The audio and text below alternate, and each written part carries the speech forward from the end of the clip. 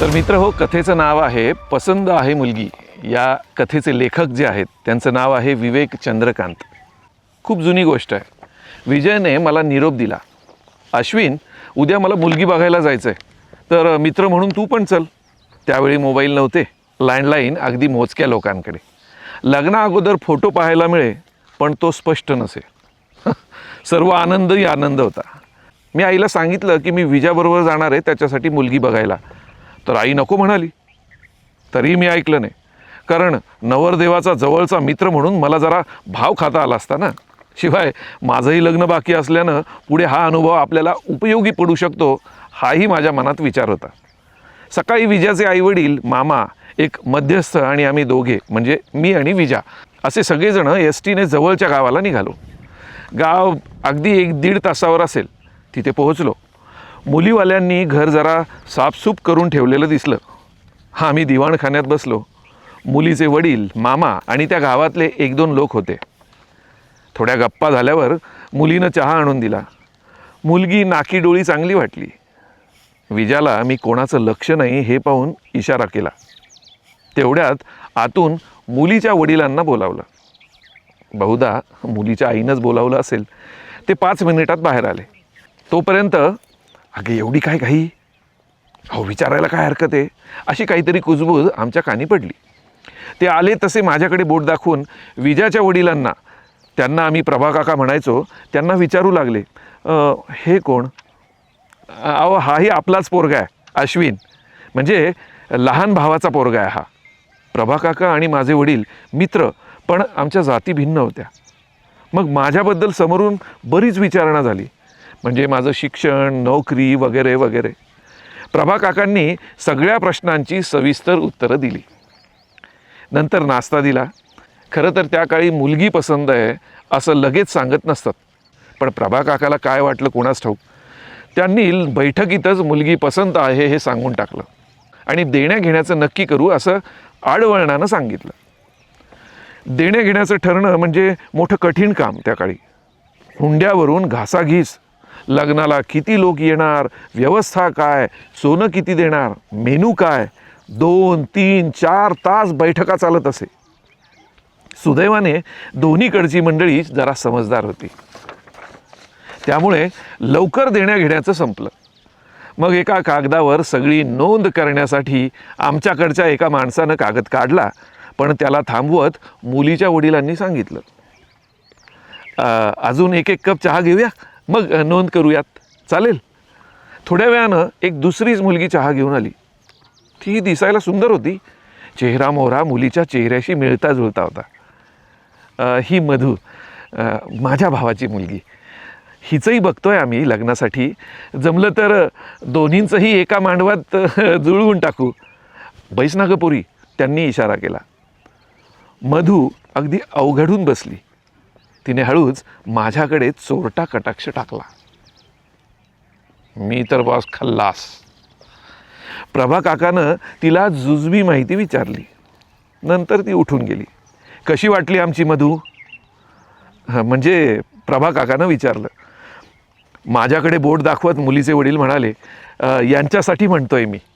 पसंत असेल तर एकाच मांडवात होऊन जातील दोन्ही बहिणींचे लग्न. एकाच घरात देऊन टाकू ना.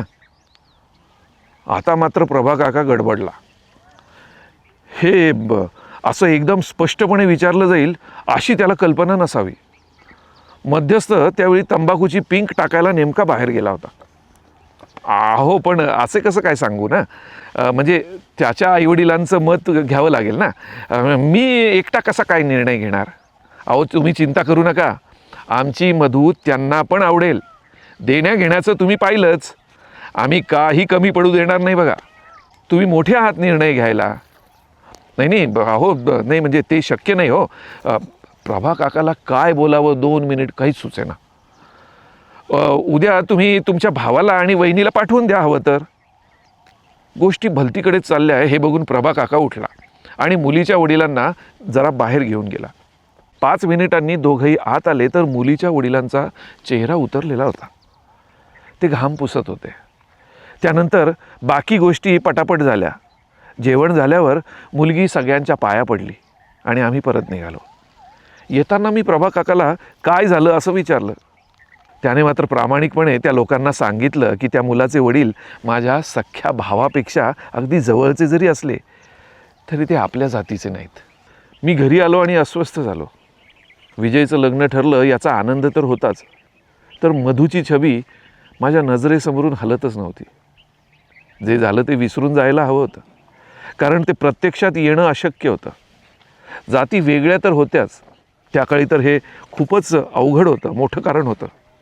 आंतरजातीय विवाह बहुतेक प्रेमविवाह असत आणि तेही समाज सहसा ॲक्सेप्ट करत नसत. अशा रीतीने विजयाची घरची परिस्थिती तशी चांगली होती. शेतीवाडी होती, तिकडची मंडळीही तोडीस तोड होती. आमच्याकडे मी, वडील सगळे नोकरीवाले, खाऊन पिऊन सुखी. त्यांची बरोबरी अशक्य. सगळ्या गोष्टी मान्य होत्या. जे झाले तेही गैरसमजाने झाले होतं हेही मान्य, पण माझं मन मानत नव्हतं. तिनं टाकलेला कटाक्ष माझ्या अगदी स्वप्नातही येत होता. विजयाची लग्नाची तारीख ही ठरली. मी जर त्या लग्नात गेलो आणि चुकून मधूसमोर दिसली तर, या विचारानं मी जरा हैराण होतो. विजय त्याच्यात मशगूल होता. वडील बाहेर असायचे, त्यामुळे माझी अस्वस्थता आईच्या लक्षात आली. तिकडून आल्यावर मी झालेली गोष्ट गमतीचा भाग म्हणून तिला सांगितली होती, पण ते सारं प्रकरण विसरून जाऊ असं मलाही वाटलं. आईनंही हे आप्पांना सांगितलं असावं. त्या दिवशी लग्नाच्या व्यवस्थेसंबंधी बोलण्यासाठी प्रभा काका घरी आला तेव्हा आप्पा त्याला म्हणाले की आता अश्विनचंही लवकर उरकून टाकू बरं यावर्षी. मग आप्पा आणि काका बराच वेळ बोलत बसले. मला ऑफिसला जायचं असल्यानं मी बाहेर पडलो. विजयाचं लग्न झालं तेव्हा माझं लग्न ठरवण्याच्या हालचालींना वेग आला होता. 6 महिन्यानंतर माझंही लग्न झालं. त्यात प्रभा काकाने फार मदत केली होती. किंबहुना त्याने माझी गॅरंटीज घेतली होती असं म्हणा ना. माझ्या सासरच्या लोकांनी चांगलं सहकार्य केलं, कारण त्या काळी आंतरजातीय विवाह आणि तेही ठरवून शक्यच नव्हतं. मी ऑफिसला निघालो. मधू, मी जातो ग. डोक्यावर पदर घेतलेली मधू लगबगीनं बाहेर आली आणि मला बघून तिनं मान डोलावली. लवकर या हं, मी वाट पाहते. मी प्रसन्न चित्तानं बाहेर पडलो. हो, माझं लग्न मधुशीच झालं हे सांगायला नकोच. आणि हो, त्यासाठी मधूनेही हट्ट धरला होता हे मात्र तुम्हाला सांगायलाच हवं का? तर ही सुंदर कथा होती विवेक चंद्रकांत वैद्य नंदुरबारचे. त्यांची या कथेचे सर्व अधिकार आणि हक्क हे त्यांचेच आहेत. पण ही कथा आम्हाला सोशल मीडियावरती मिळाली आणि ही एक चांगली कथा तुमच्याशी शेअर करावीशी वाटली म्हणून ही कथा तुम्हाला सांगितली. तुम्हाला ही जर कथा आवडली असेल तर नक्की या कथेला लाईक करा आणि आमचं चॅनल कथाकरी याला सबस्क्राईब करायला विसरू नका. तुमचे मौल्यवान कमेंट्स ज्या काय असतील ते या कथेखाली द्यायला विसरू नका. धन्यवाद. पुन्हा भेटूया पुढच्या कथेमध्ये. नमस्कार.